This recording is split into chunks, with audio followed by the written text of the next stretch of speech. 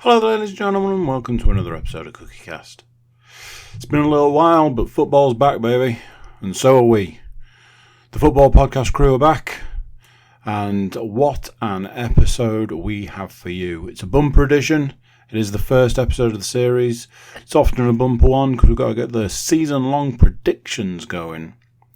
So there's all that and more to look forward to. Before we get started, please do consider like, share, subscribe and comment. Drop any reviews you might fancy, and just generally get these podcasts out there in the world. Right, well, we better get going because there's plenty to cover, so here we go. This is CookieCast, the football podcast.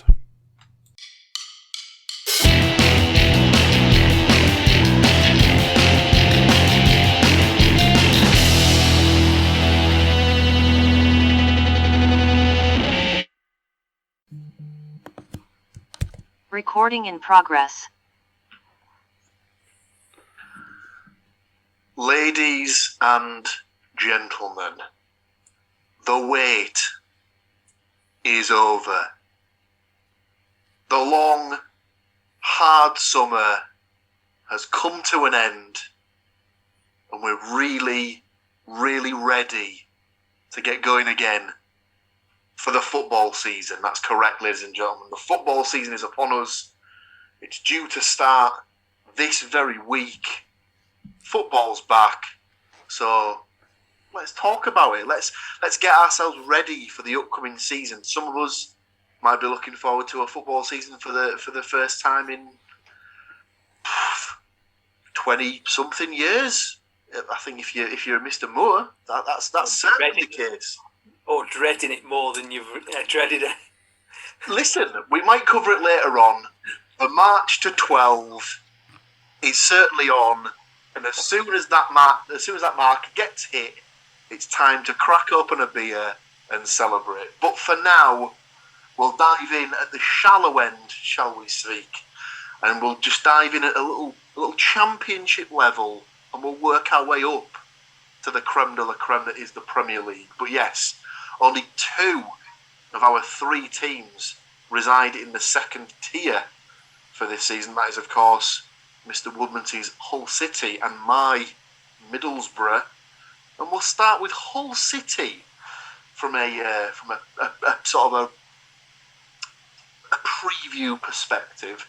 Now, I've made a list of all of the ins and outs that have gone on at Hull, and I've done the same for Borough and the same for Forest. So we'll start with the players that have left Hull City over the summer. So this is all information taken from transfermarkt.co.uk.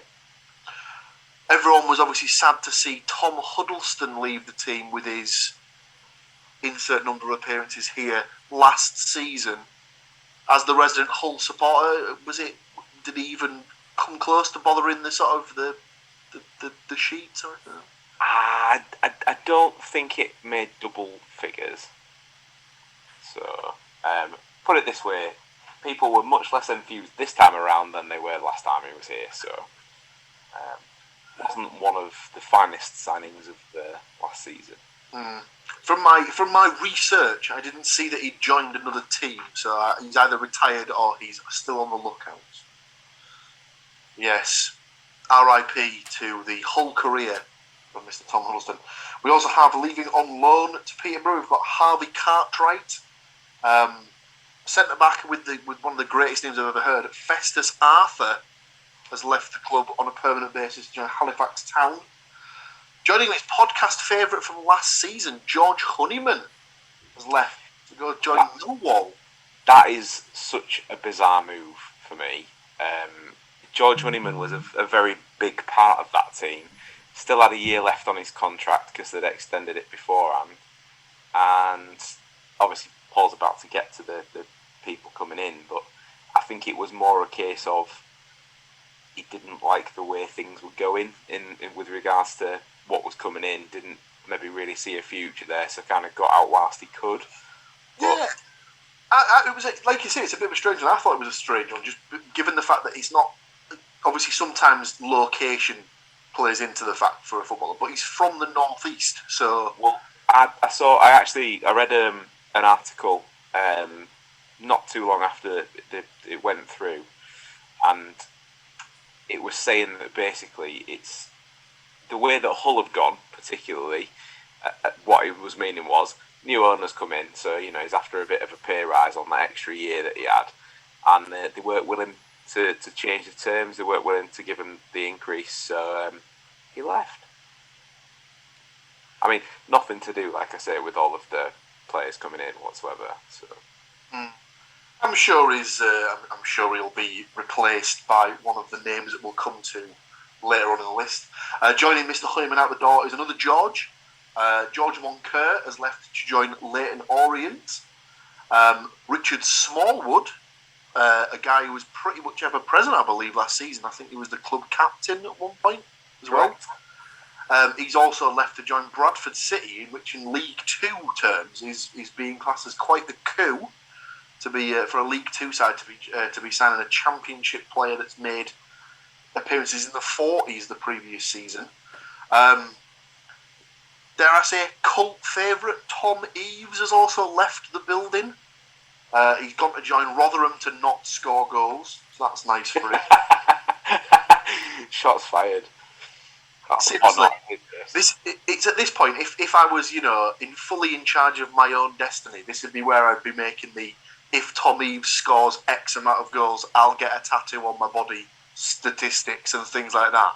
Yeah, I'm not stupid. Let's do that. I'm not stupid Let's do enough that. to make that sort of Let's bet, do that. so that ain't happening. I think if he gets double figures, Paul should grow the ponytail just like. Tell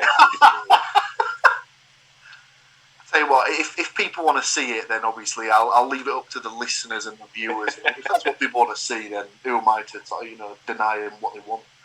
And last but not least, probably the biggest move, certainly out from a Hull City perspective, is another podcast favourite, Keane Lewis Potter, making the move up into the Premier League with Brentford for a reported fee of £17.1 million. I don't think that's all up front, is it? There was a certain amount that was up front, and then the rest's all add-ons based on. No, that was the upfront bit, and it was up to 20 million for the add-ons.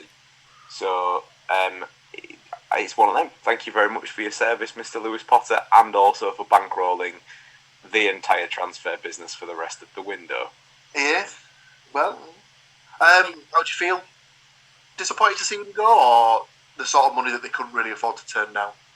My thing with this has been, the owners come in splashing the wallet all over the place, hasn't he? So I'm not really sure that was. There'll be an element of balance in the books for sure.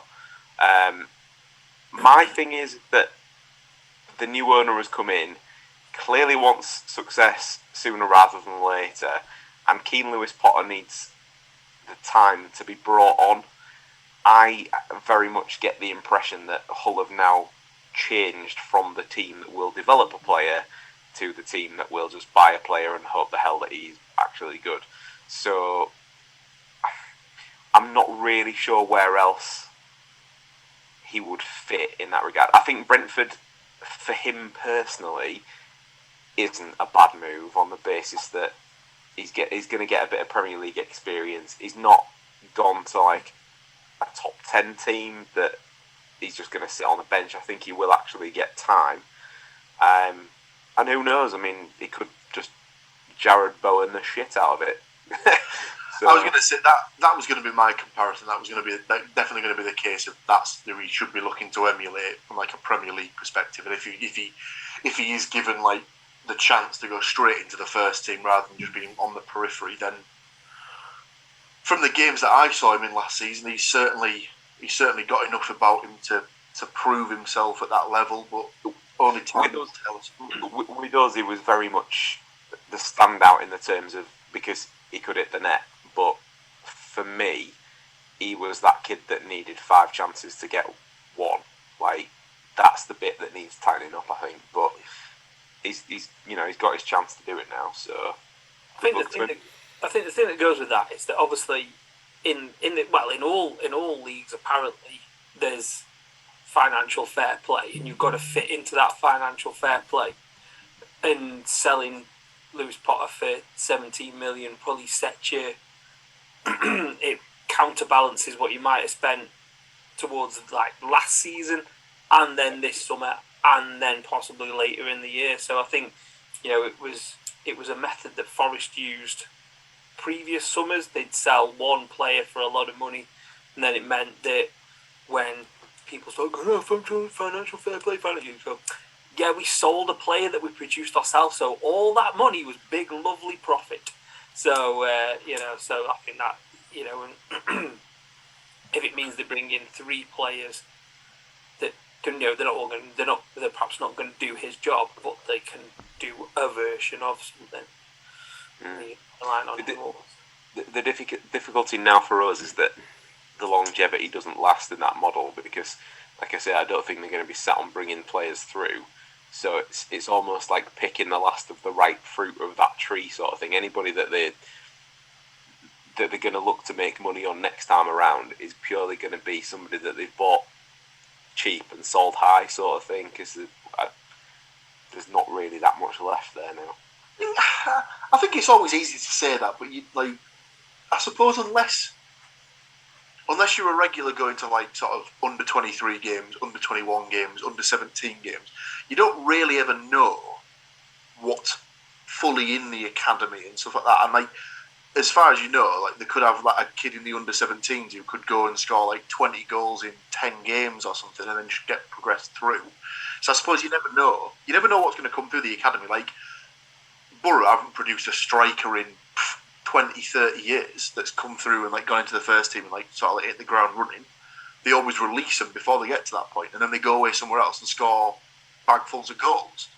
So it's just, you never know what you've got until it's been, released or, sold on the cheap or whatever and stuff like that. So who knows? I think if he's come through, there's obviously something in the water hole. So the next one, the next cab off the rank, so to speak, might just be there, just waiting in the wings.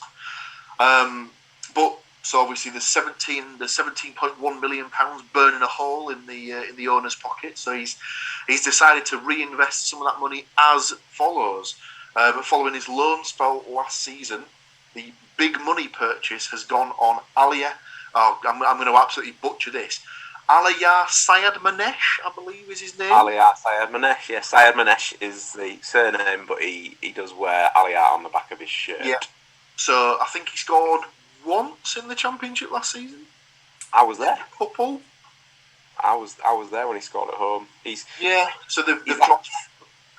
This again is according to transfermarkt.co.uk, but apparently he's costing 4.05 million from Fenerbahce, the centre forward. So let's hope he can hit the ground running and replace some of the goals that they've lost from Lewis Potter.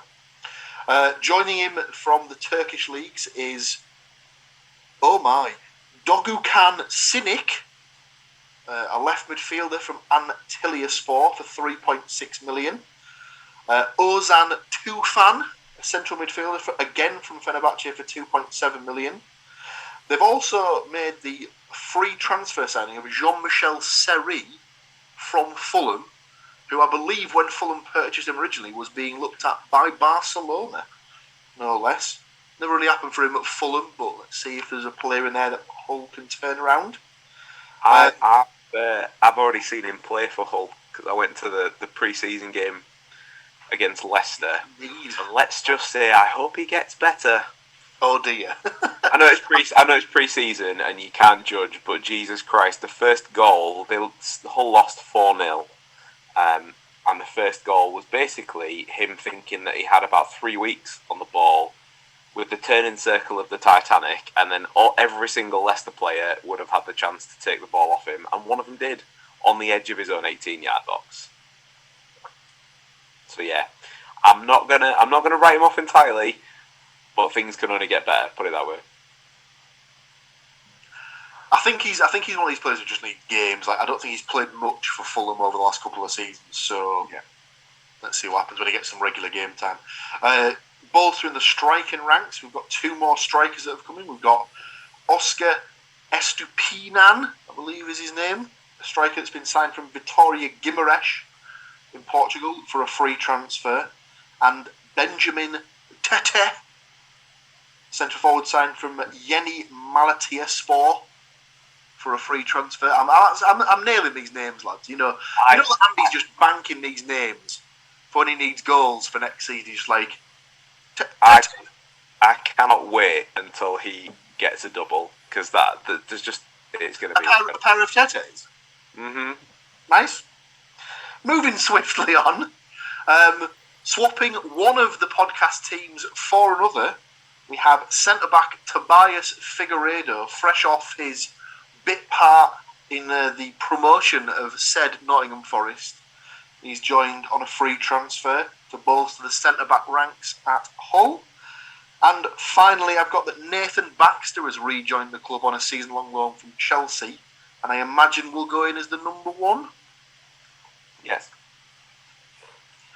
That's all I had for transfer business. Yeah, that's it.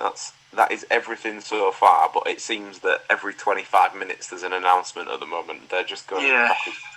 If they've played in Turkey, are Turkish, have a sisters, dogs, carrots, like dog sisters, whatever. If they've ever been to Turkey on holiday, if they've ever looked at Turkey in a holiday brochure, there is a chance they're signing for Hull this season.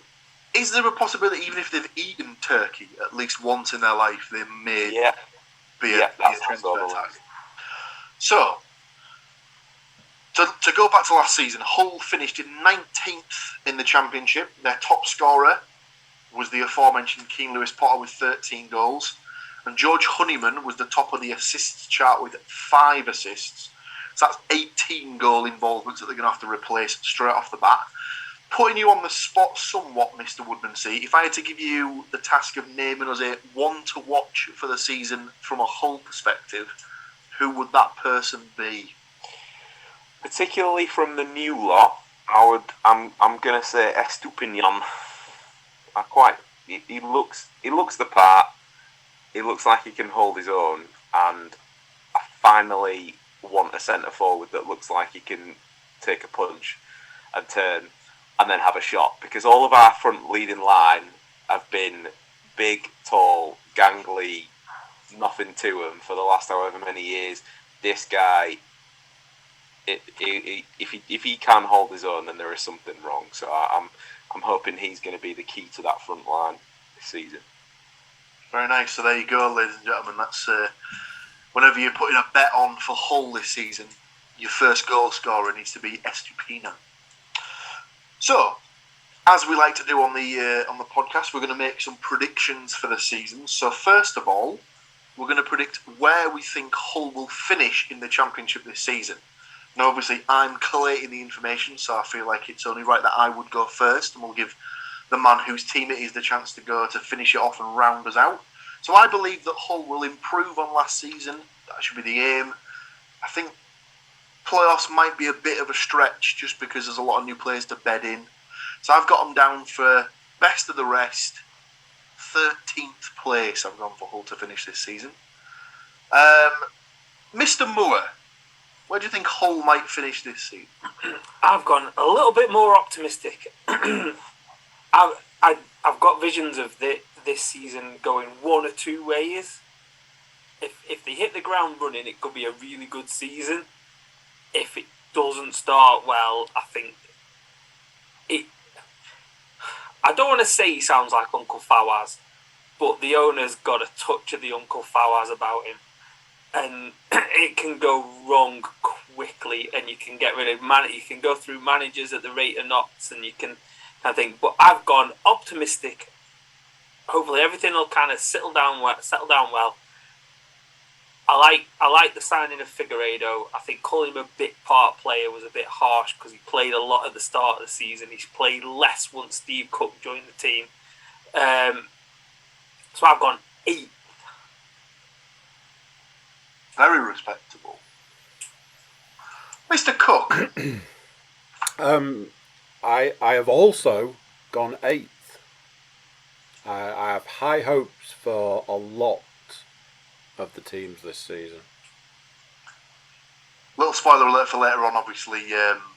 Get your money out, ladies and gentlemen, because there's going to be a new name on the Premier League trophy, obviously, at the end of this season. Go on then, Stu. As the resident Hull City fan, wrap it up for us. Where are your boys going to finish this season?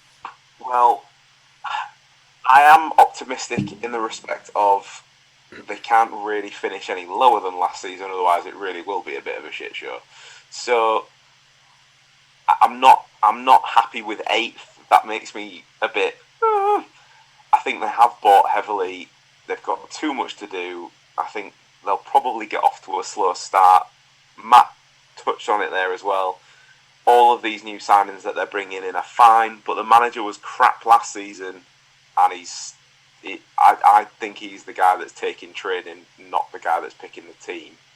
So I've still gone for an improvement. I can't stretch as far as 8th, but I have gone for 11th.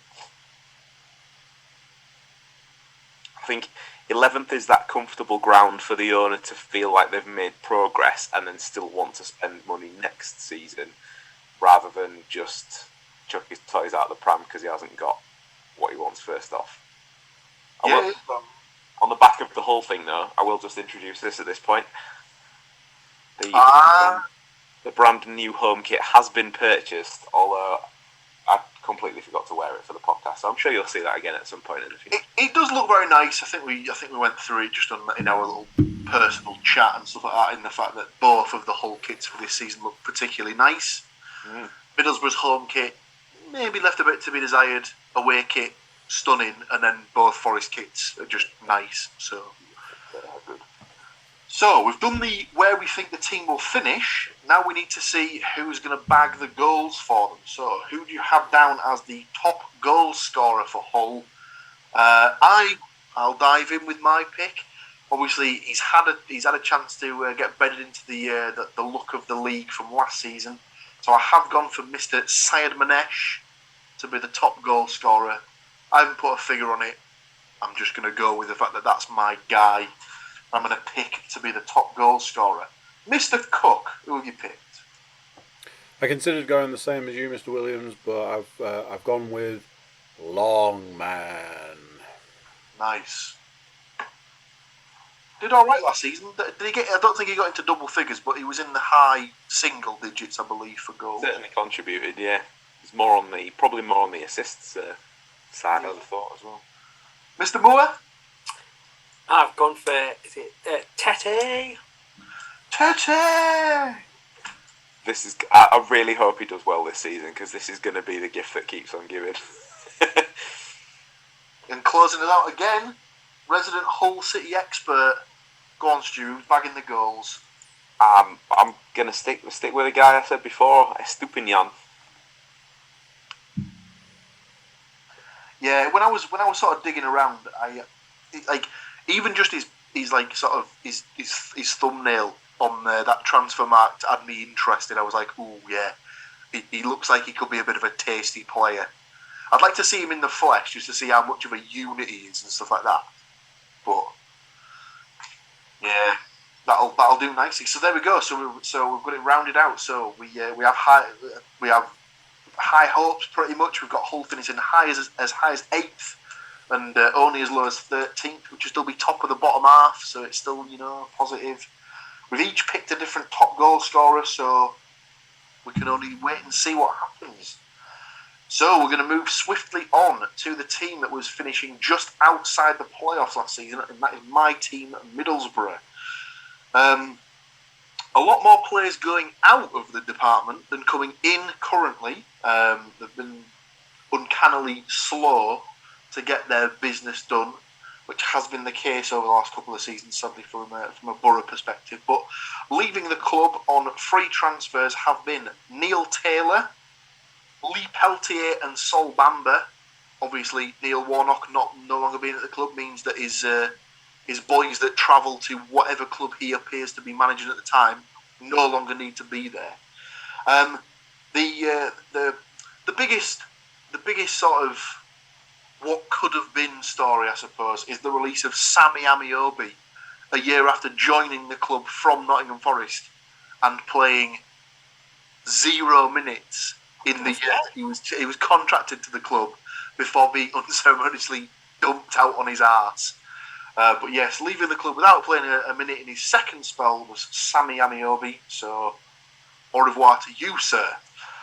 Leaving the club on a season-long loan are the following players. We have Hayden Coulson, who's gone to Aberdeen. Joe Lumley has left to go to Reading and take his poppadom wrists with him. Grant Hall has joined Rotherham on a season-long loan, and the surprise signing of last season, Martin Piero, who joined the club from a team in Uruguay, I believe, has gone back to South America and joined Boca Juniors on a season-long loan. Never really worked out for Piero, so that was a bit of a sad one. That one. Leaving on a permanent basis is Toyosi Olasanya, who's joined St Mirren on a permanent basis. Also, young defender Nathan Wood has gone to Swansea. Third choice goalkeeper Dejan Stojanovic has joined a team I've never even heard of before called Jan Regensburg.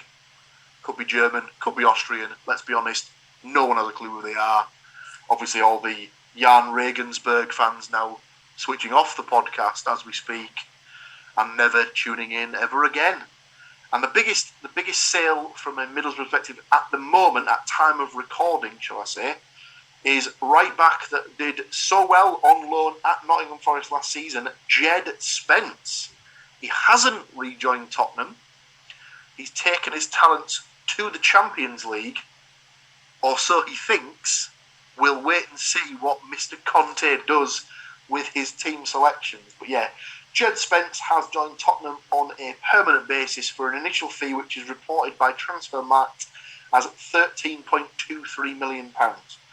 Again, can rise based on appearances, certain clauses being met, but we'll wait and see. It's all based on winning trophies. So based on to be that guy. Based on Conte's quotes, 13.2 million. Because there's no way. I mean that would be the sensible thing to take from that clause, I suppose. Coming into the club, as I said, they've been a bit quiet on the transfer front. So far, they've only brought in 5 players. Haven't spent a penny yet. All their business has either been frees or season-long loans. They've signed the centre-back Dara Lenihan on a free transfer from Blackburn Rovers. They've brought in 2 goalkeepers. They've brought in Liam Roberts from Northampton Town on a free, and the American Zach Stefan from Manchester City on a season-long loan. They've also brought in a new left wing-back in the name of Ryan Giles from Wolves on loan. In one of the pre-season games, he got 3 assists in one half. And utility man Tommy Smith has just signed today on a free transfer. He was last at Stoke City. So going back to last season, Middlesbrough, as I said, finished in 7th place, so one position outside of the playoffs. They were the ones to miss out on the final day of the season. The top scorer in all competitions was Matt Crooks with 11 goals, and the top assist was Isaiah Jones with 8. From the one-to-watch perspective, for this season, he signed in January of last season and only played a handful of games towards the end of the season. But I've gone for, seeing his performances in pre-season, I've gone for Riley McGree to be the one-to-watch for Borough this season. If he was nailed on to stay, I would say that Marcus Tavernier would be the one to watch. He'd be the most important player. He'd be the creative spark. But as at time of recording, there are rumours that a bid has been accepted for him from Bournemouth. So the chances are that come the season start, he may not even be in the team. He may not even be in the squad. He may not even be at the club. So I've gone for Riley McGree to be the one to watch. I think he could get a number of goals. He's been playing in that number 10 role just behind the striker in pre-season. So normally Wilder goes with a 3-5-2 system, but as we've only got 2 strikers on the books at the moment in Josh Coburn and Duncan Watmore, I imagine the potential for him playing 2 strikers up top is unrealistic, shall we say, without dipping into the youth team and taking a chance on some youth players. So I think Riley McGree could be a player that plays in that hole and links between the midfield and the forward, so could have the chance to score quite a few goals. So we'll do the same as we did for Hull. So obviously I'll give my prediction as to where I think Borough might finish last, as they're my team. So we'll dive straight in with Stu's pick for where he thinks Borough might finish this season. Unfortunately for you, Paul, I'm going to say 7th again. Okay. do have to say at this point, though, without stepping on toes, maybe I should have kept this till the end, who knows. I did a little bit of digging around in my research, and I don't know if you're aware of this, but 442, respected football publication, have predicted that Middlesbrough will finish top. Who at 442 is smoking crack this early? There you go. Already read it, mate. What happened to it? Dear God.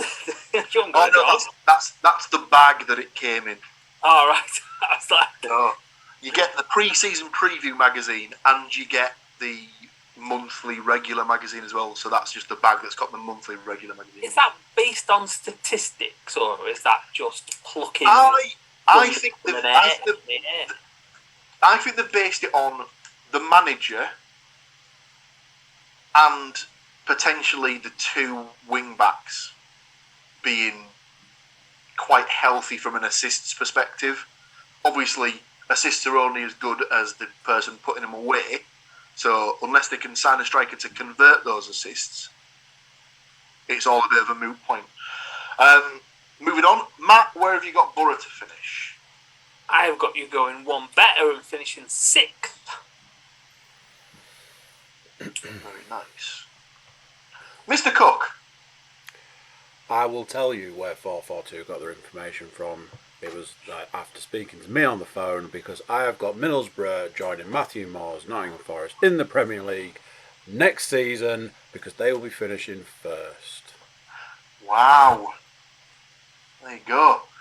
You heard it here on the podcast first, ladies and gentlemen. Mr. Cook tipping the Borough as the winners of the Championship. I'm not quite that optimistic, but I do have them going up automatically. I've got them down to finish second, in a very similar position to how Chris Wilder had Sheffield United finishing when he got them promoted into the Premier League. So I think they still need to do work in the transfer market, but I think there is enough in the squad to put them into the top 6 and hopefully hold off the challenge of the other teams that are going to be there or thereabouts. We'll see how we go. Now then, top scorer. I'll switch it around and we'll go straight in with Andy's pick for the top goal scorer.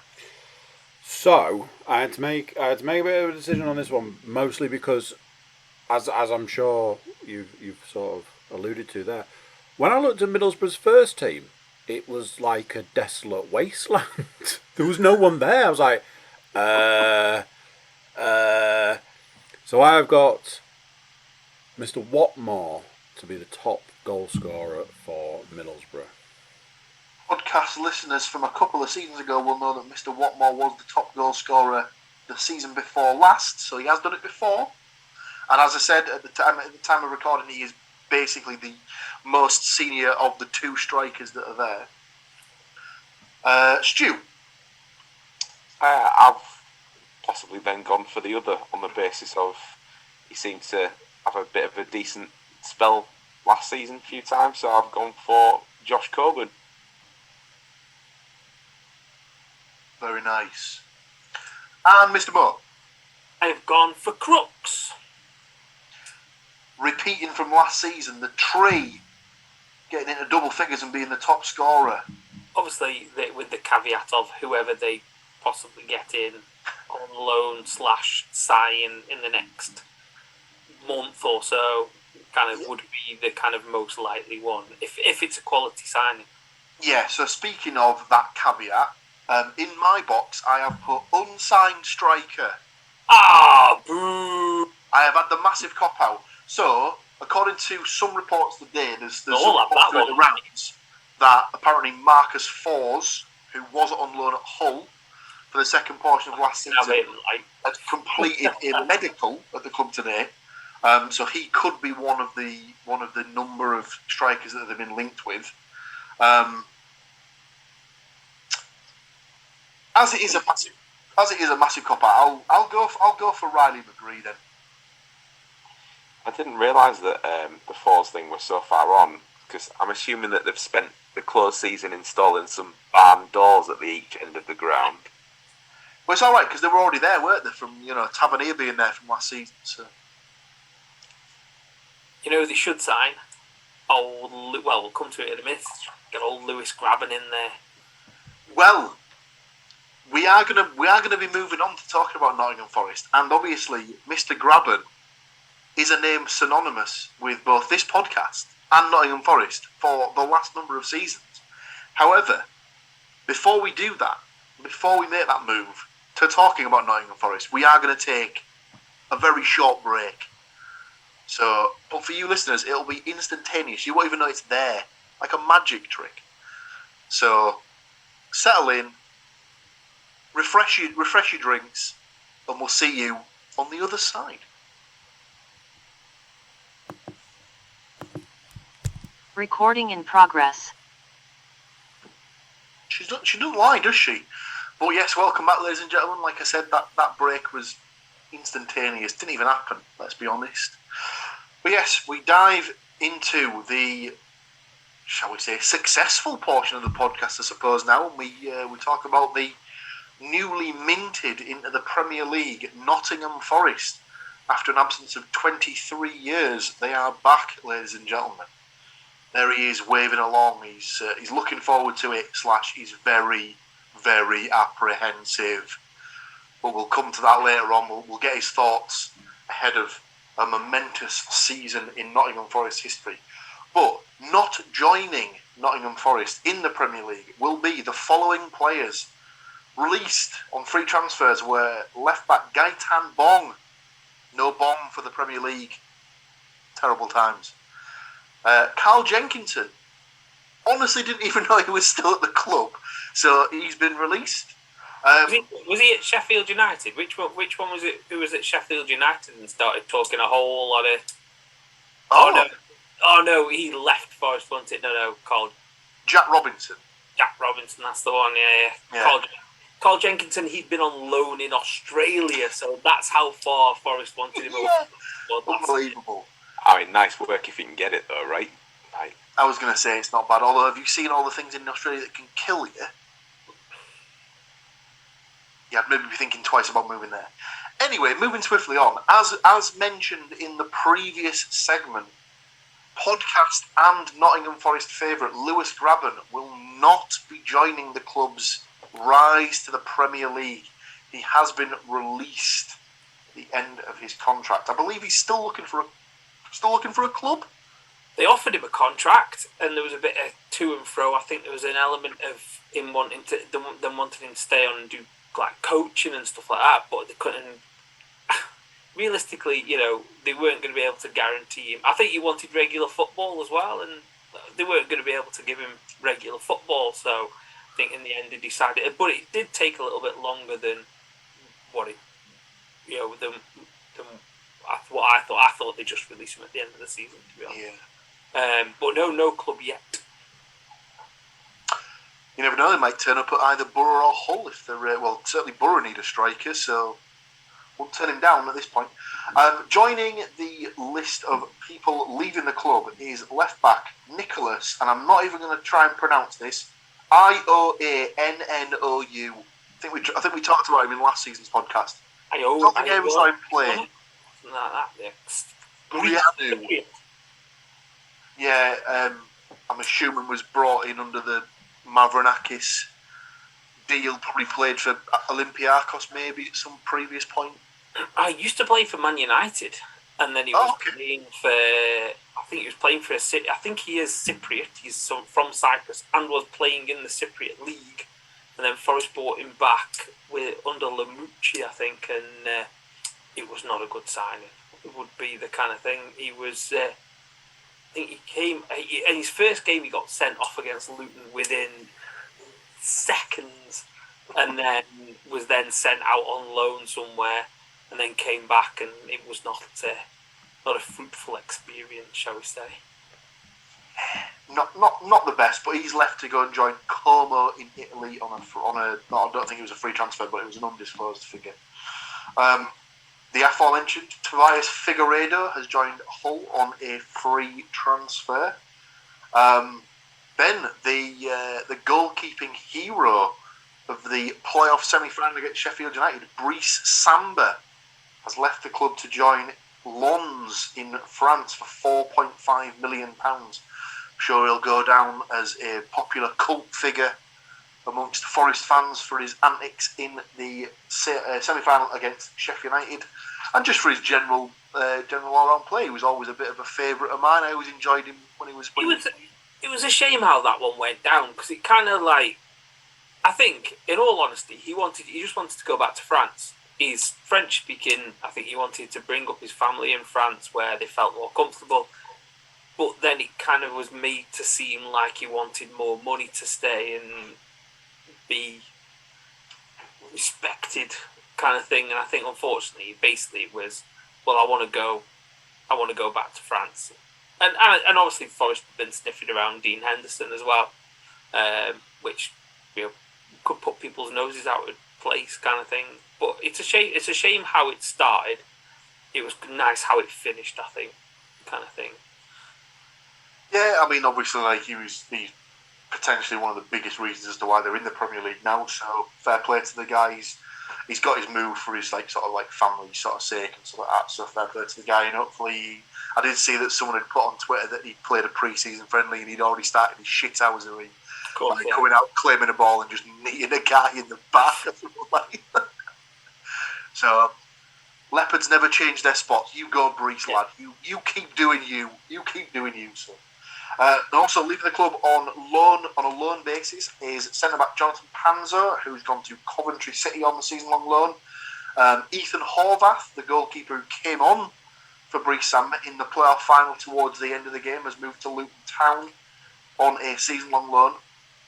And slightly confusing because this player that I'm about to mention has left the club, having only just signed for the club, but Brandon Aguilera, an attacking midfielder, has signed from a club, I believe, in Mexico, and then rejoined a club in Mexico on loan for the season. Signed for around £850,000 and then loaned straight back out. So I'm assuming he's only a youngster, maybe. I think he's an investment in the same way that Jonathan Panzer was as well. I think it's I think we mentioned it at the kind of season ending kind of thing, that the CEO or kind of the guy that runs the team is a bit of a moneyball kind of guy. So there's this kind of there's a side of the club that's investing in the now, and then there's a side of the club that's kind of looking to invest in the future and identify. So Jonathan Panzer was one that he was bought back from somewhere in Spain, I think, or Portugal, and then but was never, the intention was that he wasn't going to play for the first team. Realistically, there's a couple of players that they bought last year, Ojeda or something like that, and he again is a young player that they're kind of developing, and he'll probably go out on loan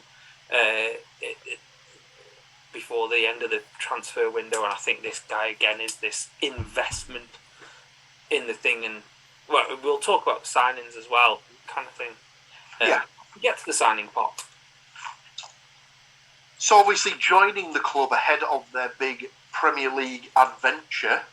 Now you might have to help me out here, Matt, but I believe this guy could be a record buy.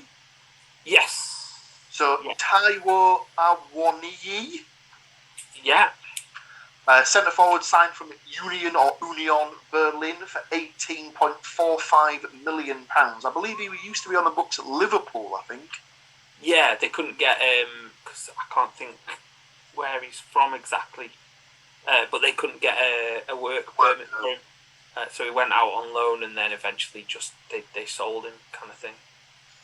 I think he scored they said he scored 15 goals or something for Union Berlin in the Bundesliga last season or something like that. So 15 goals in the league, 24 goals in total, I think, including US. Yeah, so obviously he's been brought in to I'd imagine he's been brought in as a direct replacement for Graben to sort of provide slash the Keenan Davis kind of big, strong striker up front. Joining the record buy is right back Nico Williams, who's joined from Liverpool for £18 million.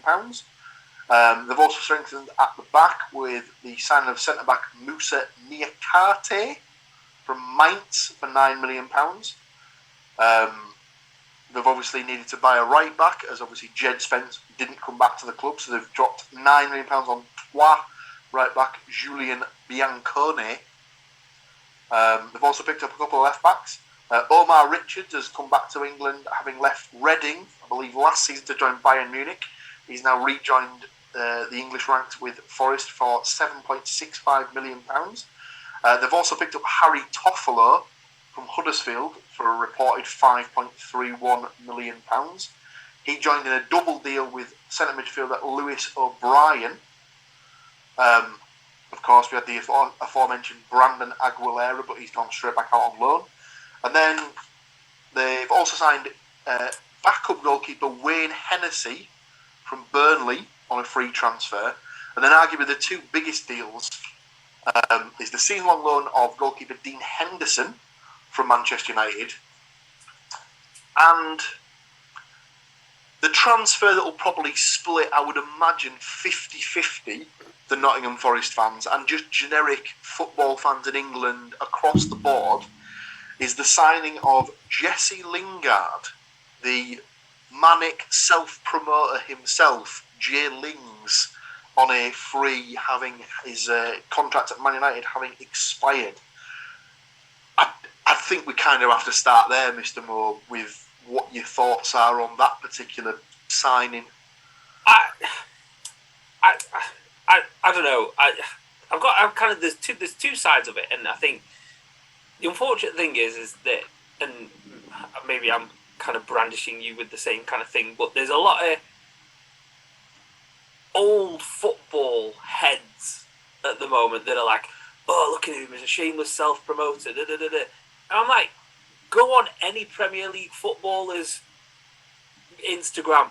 It's full of the same shit. They all do the same shit. They're all self-promoting. They're all looking. And is it looking for his career past football? Is it something? Whatever it is, I don't have a problem with that.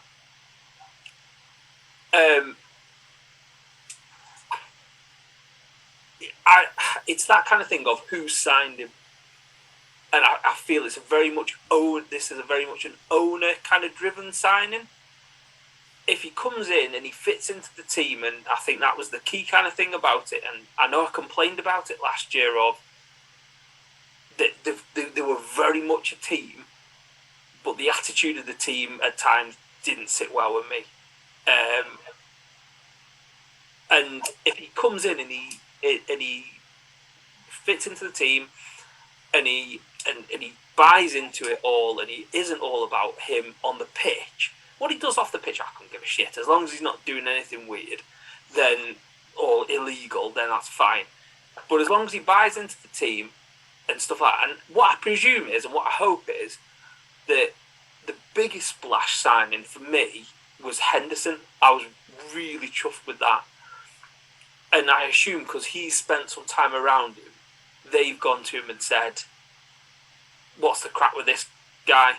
Is he worth signing? Was he all right at Man United last year? And rumours as well. He was one of the ones that was leaking stuff from the dressing room, but I don't think he was the only person leaking things from that dressing room last year. And I assume that when you've invested however much money they've invested in Henderson, which will have been a loan, they will have paid for that loan, they'll be picking up, and people are twisting about Lingard's wages. We don't know what Henderson's getting paid, because it's not going to be cheap. And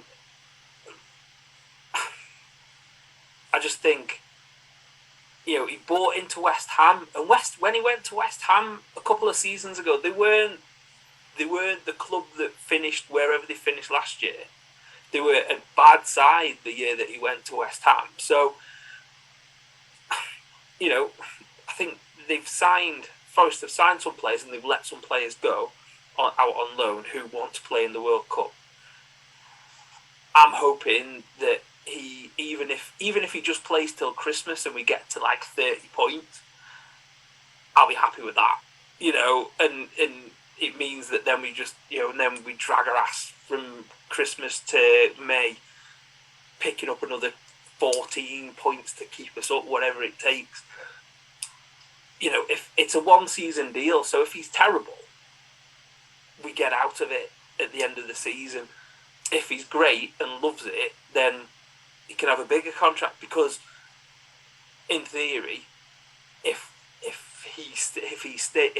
we've done all right and we stay up, then you can sign more players of that quality to come into the team. So then here's £115,000 a week will be average for the team, hopefully. But he's a decent player. I think Forest have gone for the splash route.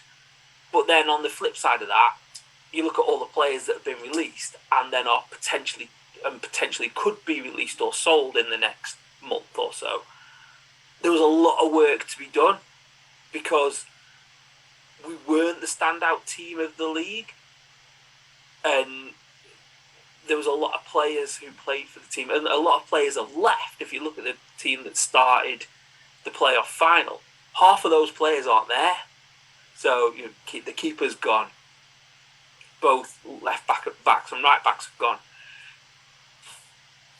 2 of the centre midfield. So yeah, you're up to like 5 or 6 already, where 2 of the centre midfielders have gone, or 2 of the midfielders have gone out of that kind of thing. So there was a lot of work to do. But yeah, Lingard, I don't know. I think it's a narrative fed by people who have made football the way it is now, Richard Keys, but then don't like what it is now. And you kind of think, well, you made it that way. I don't know. Yeah, I mean, listen, he's a player who's going to come with baggage. I don't think anyone's naive enough to think that he's going to just change his ways and stuff and just knuckle down and immediately just be all about the team and stuff like that. He is who he is at the end of the day, and he's a player that comes with baggage. My main concern would be if he comes in and Cooper maybe doesn't like something that he's done in training one day and decides to drop him. Is he going to be the sort of player who thinks, probably shouldn't have done that? Maybe need to sort of look at what I've done and change my ways, or if he's going to be the sort of person who gets the ump, goes mega sulk and just makes it a horrible sort of environment to be in. I don't think he will.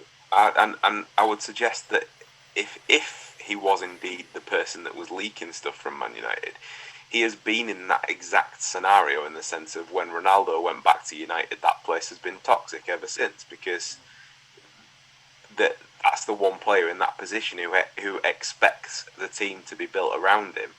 Lingard in his right mind can't go into another dressing room and expect that player to be him and expect a different result. I think that it's a difficult. He had that, as Matt said, he had that good stretch when he went to West Ham, and then he never really got another look in. But yet, then every time that he was picked up for England, I don't think he did that badly there either.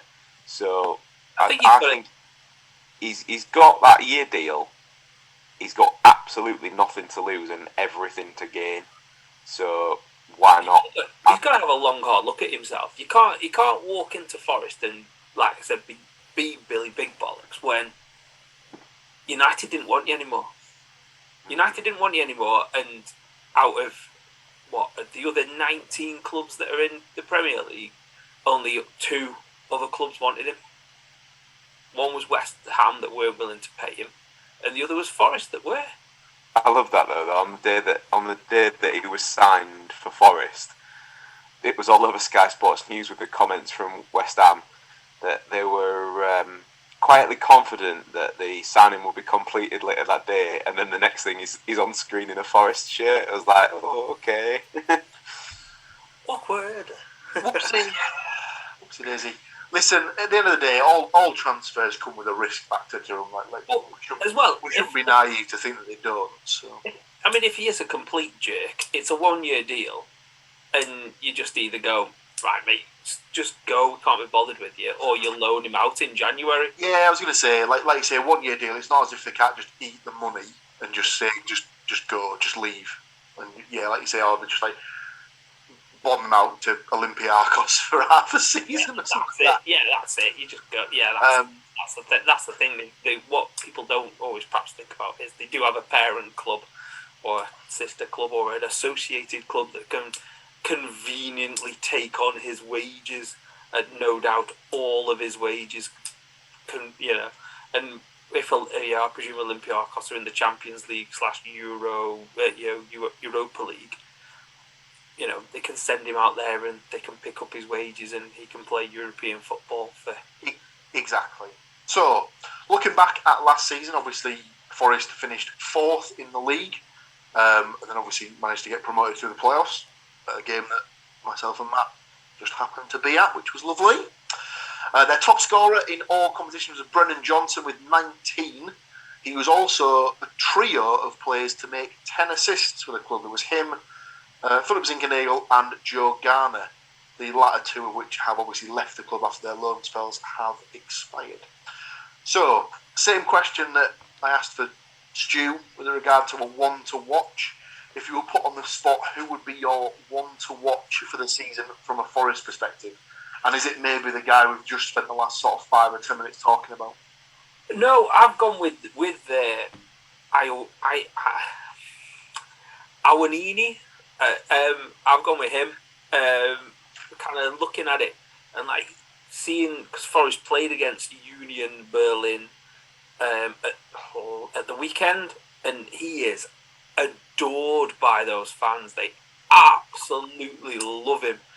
And like reading some of the reports, some of the Forest fans like, oh man, his first touch ain't good, and this, that, and the other. And you kind of think, well, how long does it? They've only been at pre-season training for 2 weeks or 2 or 3 weeks, so it takes a little while for him to settle in and stuff like that. And I'm looking forward to seeing him. If he's anything like Keenan Davis, I'd be happy with that kind of thing. And to score 15 goals in the Bundesliga for a team that's not like top kind of thing is a decent record. And apparently Liverpool were disappointed when he left. They didn't really want him to go, but it was just an unfortunate kind of thing with work permits and stuff like that. So I'm kind of hopefully for 17.5 million you get yourself a decent striker. Listen, if he comes in and gets double figures, he's done his job, hasn't he? Really, yeah, that's the bare minimum that Forest are going to be looking for. Get us 10 goals, and we'll go from there. So, the all-important question: where do we think Forest are going to finish? We'll flip it around a little bit. Andy, where do you think we might see Nottingham Forest come the end of the season? So, as we know, is it a homer? I love all of our teams, and I always want them to do well, and I project that forward. I know that it would be natural to do I don't think Forest will see a second season in the Premier League and things like that. But no. I'm going to say this. I'm going to say that I think Nottingham Forest are going to absolutely charge through the Premier League, and they will be finishing 6th in this season. Wow. I'm not going to put this too lightly, Andy, but you need to get the odds on that, and you need to be putting a large slice of cake on that particular prediction. Because if that comes in, you'd be sitting on a princely sum of cash there. I sadly am not that optimistic. Promoted sides find it tough enough as it is to come up. When Borough got promoted, they made the mistake of buying a boatload of players, pretty much changing the entire first team, and it just didn't work. And they obviously finished 19th and were relegated. I think Forest will go a little bit better than that, but I have got them to finish 18th, sadly. I think they'll just fall short and unfortunately, I think they will come back down again. Stu? I am more optimistic than Paul in that regard. I think some of the teams that have gone up via the playoffs, weirdly, are the ones that tend to stick around at least for an extra season. So, on this occasion, I have a feeling from personal experience that they almost need to do what Hull did the first time around and have an absolute stormer until Christmas and then just see what happens from there. So I've got them finishing 14th. Very nice. So it all boils down to the main man himself, the Forest supporter. What does he think? Is he going to be putting on his negative cap, or is he going to be putting on his positivity pants and giving us a positivity-ridden perspective for this season? I've gone. I want to say middle ground. I've said 16th because if we finish 16th, I'll be happy. If we finish 17th, I'll be happy. That for me is always the aim. Basically, newly promoted club. If you're offered 17th and you survive by goal difference on the last day, take it immediately. That's all that matters. Stay in the division, build for next season. The dangerous thing is that it's a similar kind of thing with the whole kind of thing is that the owner has wild ideas, and I think that jump from the Championship to the Premier League is a big jump. They've invested heavily in the team, and so I think someone said, look at not yourself, it's on the television. Fulham bought like £100 million worth of players. I'm like, yeah, but I went back and looked at that list of players. Dear God, some of them were terrible players. And I'm not saying that all the players that Forest have bought are going to be brilliant, but I trust the process better at Forest than I do at Fulham, because we know what the guy that runs that team does. He throws money at everything. It's also not like they're not huge gambles for me from like a monetary perspective. Only the top two, like the striker from Union Berlin and Nico Williams from Liverpool, are in double figures in terms of like money spent. So they're like £9 million for a player in the Premier League. It's like that's like low end what you're paying these days. Yeah. So like it's not. There's never been the only two players where I thought, how's that going to go, is the Italian guy Biancone, is it? Biancone, the right back, and the guy that we signed from Mainz. Musa Niakate. Those are the two where I was like, all right, what standard are we looking at here, kind of thing, in terms of whereas everybody else, I think the striker, the guy from Union Berlin, $17.5 million is not a massive amount on a striker, should be all right. Nico Williams is not a proven player, but he's a well-respected player that people talk about. The two guys from Huddersfield, as much as I slandered them all over this podcast at the end of last season, they're decent players. Toffolo, whenever he got the ball, you were like, I'm not sure about this. And they've bought players where I'm like, okay, I'm all right with that. As opposed to, where's he from again? Where'd they sign that one from? Or like the aging player that you kind of looked at and thought, Christ, you get all excited. Finidi George, that was the one I was thinking when Ipswich signed him when they got promoted, and he played his first match, and everyone was like, "Oh my God, he's amazing!" And then he never did anything again, and they went down. I think there's an element of either they're good players that might keep us up, or if we do go down, there'll be good players that'll absolutely boss it in the championship the season after. And sometimes you've got to do that. We'll see. I don't know. But if they finish 16th, I'll be happy. In case anybody's wondering, Nottingham Forest to finish in the top half, 7-1. Is that it? Wow. Ever since they got rinsed with the Leicester thing, they do not like putting out big numbers for certain bets. I think it's clearly the Jay Lings effect. Well, potentially speaking of Jay Lings, the last thing we've got to do from a Nottingham Forest specific prediction is to pick who we think might be the top scorer for Nottingham Forest this season. Now, obviously, he got 19 goals last season. Granted, it was at a lower league level, but he's a young player. I think he'll get better. So I've just gone straight back in again with Brennan Johnson as the top goal scorer for me. I saw a little bit of what looked like agreement from Mr. Woodmansey and potentially Mr. Cook. So am I right in the same name in both those boxes there, gentlemen? For me, please. Agree with him. Said. Yep. So Andy's straight in with Brennan Johnson as well. Stu? Yep. I agree with exactly what you said. I think he's got that sort of hunger about him as well, being a young guy to kick it up a gear. Obviously going to the World Cup as well with Wales in the winter, so you'd like to think that he'd probably want to get a nice run of games under his belt and nice sort of lead into the tournament, so he can, in his head, so he can smash a couple past England and stuff like that in the game. So, Mr. Moore, take us home. Last prediction for this particular section. Who is Nottingham Forest's top goal scorer this season going to be? I've also gone Brennan Johnson as well. Clean sweep!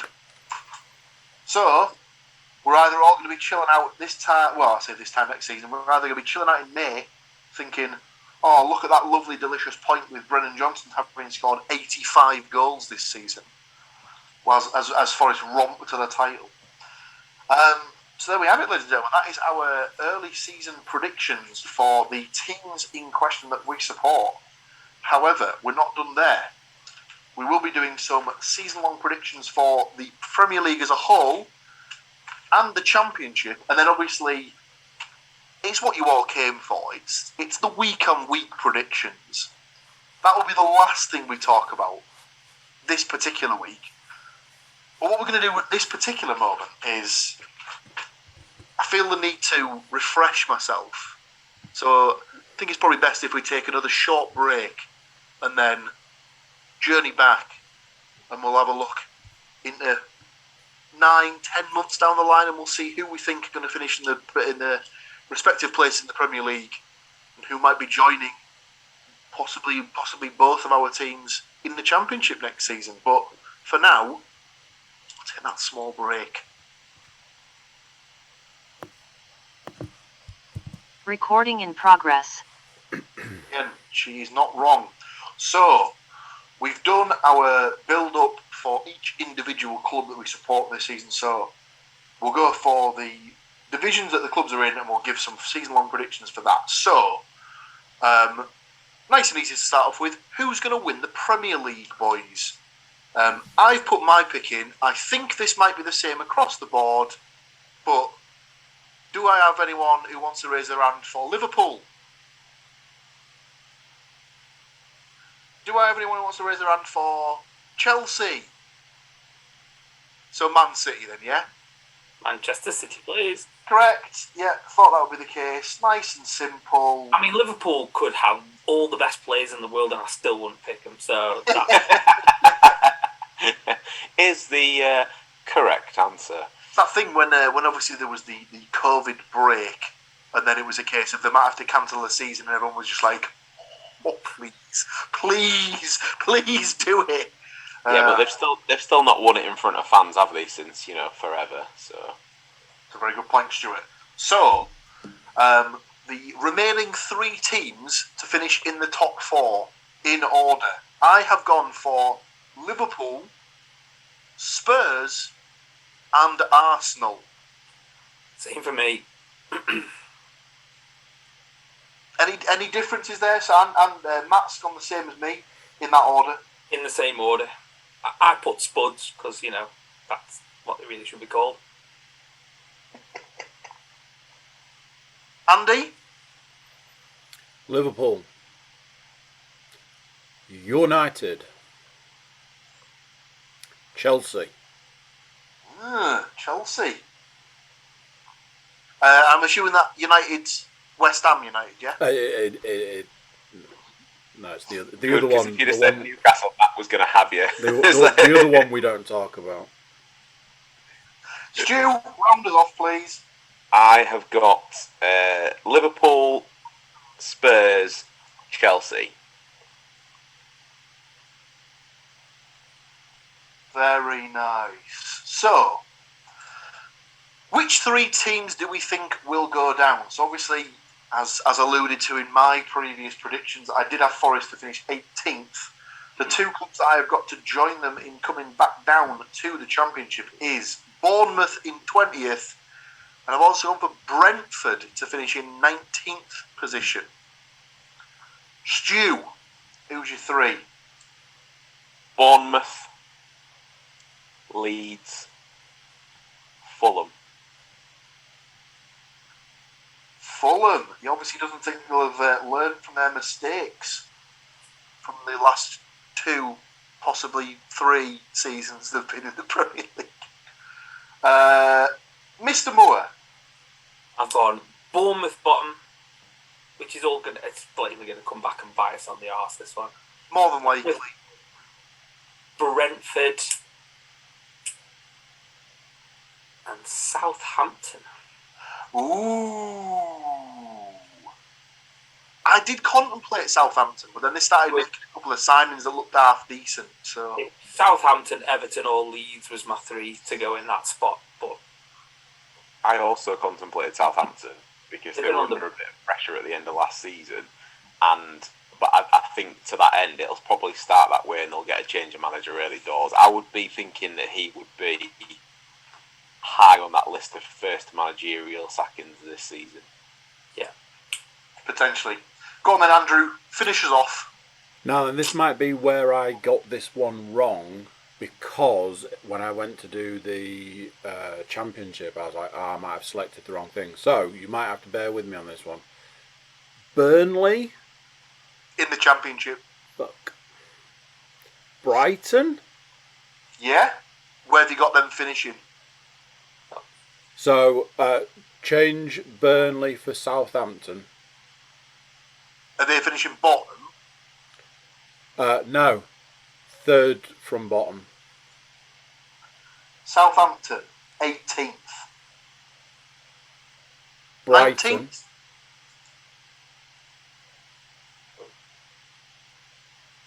Then bottom. Come on. You know. Is it Bournemouth? It's not. no, I know. You know. Is it Leeds? Fucking Leeds. Fuck Yes! Get down where you fucking belong, in the bin. You And I love don't mean to the see Championship it. is the bin, I just mean Leeds. Take your entire city and fuck off. Cunt. Whatever are they going to do now that Calvin Phillips has left? Burn. Be set on Play fire about by the similar everyone. minutes as he's going to play at Man City.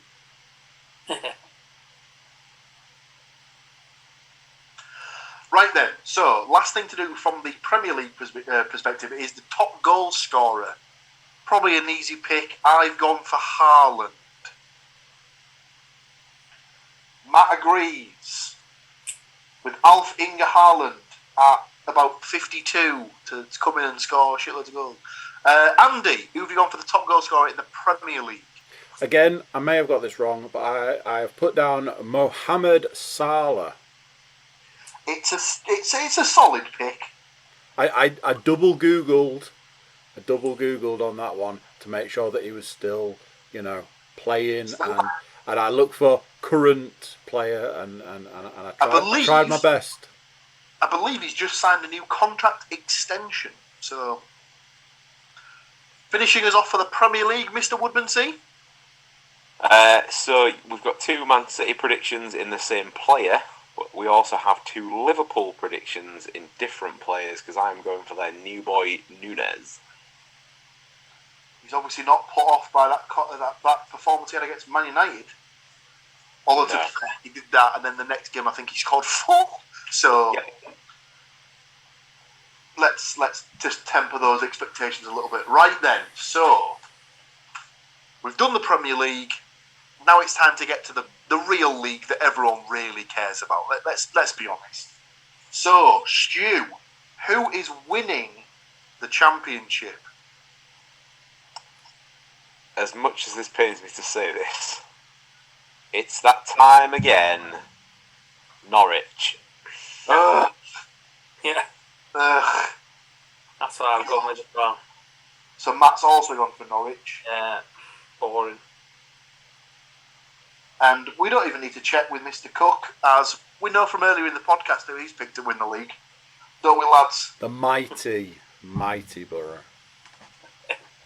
You love to see it. I love to see it. I'll be there. Obviously, as discussed, I haven't been as optimistic as Mr. Cook.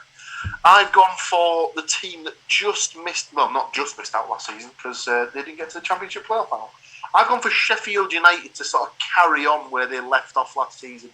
I know they've lost Morgan Gibbs-White from their ranks, but I think with a couple of shrewd bits of business and keeping Berg, they might just have enough just to sort of push on and finish top of the tree.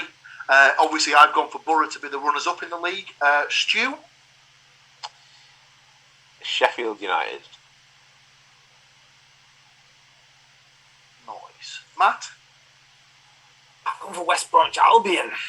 Ooh, interesting. Mr. Cook? Again, hoping that I've done this one right. My runner-up is Luton Town. Woo-hoo-hoo-hoo! That is a left field pick, that. But got in the Championship playoffs last season. There's no reason why they can't kick on and do one better. Okay, so playoff winner. We'll stick with Mr. Cook for this one. Playoff winner, I have Huddersfield. Interesting. He thinks they will go one better this time. Mr. Moore. Sheffield United. Sheffield United. And Mr. Woodmansey.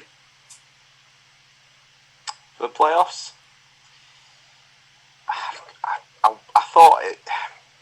No offence, Matt. The playoffs always throw up them random teams, don't they? Occasionally, so I've gone for Swansea. Interesting. I mean, they finished last season pretty well. They've kept arguably their two most important players, in Pirro and I was going to say Obafemi Martins. No, it's Obafemi. But I mean, to be fair, Obafemi Martins could be 50, he could be 20. No one would fucking know because he just docked to his birth certificate again, like apparently he did way back. For the playoff winner for myself, I've gone for West Bromwich Albion. So that's the top of the table. We just need to sort of separate the wheat from the chaff and sort out the three teams going down. So, in 20th position, 24th position, I've gone for Reading or Reading, as they're more commonly known. They're just in all sorts of shit, to be honest with you. Joining them in 23rd, I've gone for Birmingham City. Again, all sorts of sort of chaos going on there. Not really sure what the manager's doing. New owners, spells disaster for me. And the third team I've gone to go down is Blackpool. They've just had to replace their manager. It's not looking very good for them. Any opinions, boys? I have the exact same three on my sheet. So I have nearly the exact same three. Is yours in the same order? Mine, technically, the Reading and Birmingham were the other way around, but it's the same three. So Birmingham to finish bottom. Yeah. Again, they're another club that's in all kinds of weird situations, aren't they? And then Blackpool to finish as the best of the worst. Go on, Mr. Cook. What have you got? Who's finishing bottom? Reading, Birmingham, and Cardiff. Ooh. Cardiff's an interesting one because they're sort of one of those ones that they're like right on that knife edge of could be shit, could have one of those like. There's always one team that has like a really like barnstorming season, but they've signed an awful lot of players and they need to gel quick if they're going to go. Whereas if they don't, if they all just sort of like shit the bed and can't play with each other, then it could be a long season. So I can see where you're going with that, Mr. Moore. I am completely different to you guys. Well, I mean, apart from one, I've got Rotherham. Bottom. Yeah, I mean they are the Norwich of the Championship, aren't they? But Tom Eaves has gone there, Matt. What are you doing? Yeah, Tom Eaves has gone there and he's going to score, half a I wrote this down without knowing that. You wait till you've got that point there, Williams. Or I wrote this down 100% knowing that. Rotherham, Wigan, and Blackpool. Yeah, I did contemplate both Wigan and Rotherham, and then I was like, surely Rotherham have got to get it right at some point. And if they don't get it right this season, like Reading they're a complete sort of like basket case at the minute. Birmingham, I don't even know if they know what's going on at the minute. And then God knows what's going to happen with Blackpool. So the last thing from a season-long predictions perspective is who you think will be the top scorer in the division. I've got in nice and early with Carlin Grant of West Bromwich Albion. Okay. Oh, Jesus. Timu Pukki apparently wants to leave. Well, as long as he goes to a championship club, my pick is still valid. I like it. It's like an Adam Armstrong kind of thing. That's not my pick. Dwight Gale. Dwight Gale. I think that's a cheeky little pick-up for Stoke, that. Yeah, but he's gone to Stoke. Do you not feel a bit dirty saying that? If it gets me points, Sam. Finishing us off, Mr. Cook, once again. Again, I tried very hard and I have come up with Andreas Wiseman. Andy Vyman of Bristol City. He's gone with his boys. He's picked his own team for the top scorer. What a sensible boy. I'll say, one of my own team players. How the Hull signed Tete and they didn't, I am very disappointed. Bristol Tete. Speaking of both Hull and Bristol City, brings us to everyone's favourite part of the game. I have absolutely no doubt. It is, of course, the week-on-week predictions. So, diving into the first of what will be many, many predictions. Hull City versus Bristol City. Opening game of the season, 3 o'clock, Saturday, the 30th of July. Mr. Moore, what have you got? 1-1 draw. 1-1 draw. Your Hull City goal scorer, please. Tete! And your Bristol Tete goal scorer, please. I mean, completely unintentional, but Bell.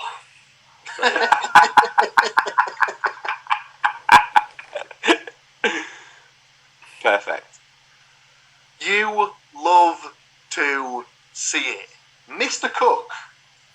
So, I took a suggestion. I believe it might have even been from yourself, Mr. Williams. I took a suggestion just to start things off, get those points in early. So I've gone with 1-0 to Hull with Longman to score.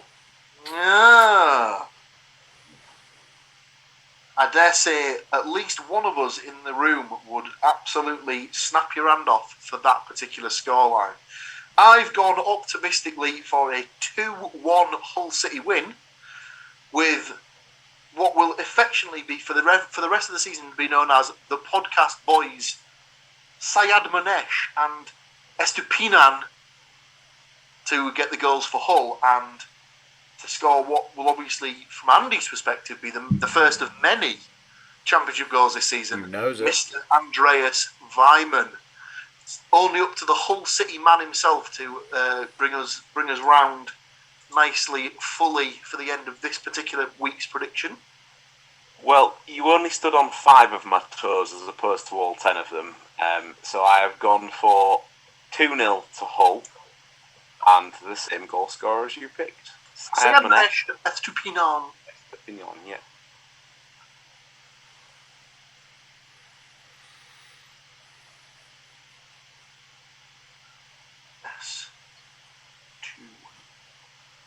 No. That is one of the 2 games in question. Normally, there would be a cup game in the first week, but for some reason, there isn't this season. So, the only other game that is to be predicted is Middlesbrough versus West Bromwich Albion in the 5:30 late kickoff. My prediction is already in the book, but as it's my team, I will go last. Mr. Woodmansey, what have you got? 1-1. Okay. I think both teams have got a difficult opening game, but I favour ours over yours, put it that way. So I've gone for Crooks to score for the Borough. Getting Matt's prediction off to a flyer. And, I mean, make your own joke, but I've picked Dyke. DK? Dyke. Definitely Dyke. It's all this Nike stuff now. I'm interested to see this guy because I never actually saw him when he was at Barnsley, and in my head he's going to be absolutely huge. Well, if he's called DK, then he's built like Donkey Kong. Then you've got that absolutely right. But he's definitely called Dyke. It says Dyke. Mr. Moore. Apologies, but obviously I've got to go with my predictions. I've gone for a 2-1 West Bromwich Albion win. Got my guy Crooks scoring for Borough. Got to get them, God knows how many goals this season. Oh, yeah. And then Wallace and Swift. The 2 new boys for the baggies. Cracking bit of business getting both of those players, to be fair. That was I mean, obviously I've got them finishing in the playoffs, but if them 2 hit the ground running, they could get double figures each, and then double figures in assists then. So that, and then your striker, the striker that you picked, looks really good as well. So, Mr. Cook. Very much like my prediction for the Hull game, I've gone with a 1-0 to Middlesbrough, with Watmore to score.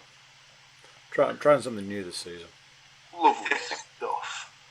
There was a couple of seasons ago on Talk Sport, I believe, they did a predictions game for all of the presenters, and rather than just sort of go through each game individually, apparently Adrian Durham just put 1-0 home win for every game for the season and just sent it in. So he probably ended up winning, let's be honest. So to round out the predictions, as it is my team, I have also gone for a 1-1 draw. I've gone for McGree to score for Borough and Carlin Grant to score for West Brom. The pen click indicates the end of the podcast, ladies and gentlemen. Thank you for sticking with us for what, granted, has been an extended podcast, but obviously it is the first of many this season, so apologies at the length, but you get what you pay for at the end of the day, I suppose. So. And this length was free, is what he's telling you. So. Never apologise. Yeah, exactly. Many thanks to these 3 gentlemen for joining me in bringing you some delicious football-based nonsense. Like I said at the top, it's been a little bit of a break, but we're ready and roaring to dive straight back in. Obviously, Mr. Moore's got an extra week's break on top of it because his team was actually decent last season and managed to get themselves up. But it's just lazy, man. Get it started. Come on, get it kicked off. Yeah, you're absolutely right. Bollocks to him. Bollocks to him, basically. But we've got 8 less games to play, and and as well, though, let's be fair to Matt's team. It's not like they didn't finish about 4 weeks after everybody else as well with all the playoff shenanigans. So. I was like, this talk of this Oh, football's been gone for ages. I'm thinking it's only 6 weeks ago, wasn't it? It's been the longest 6 weeks ever, though.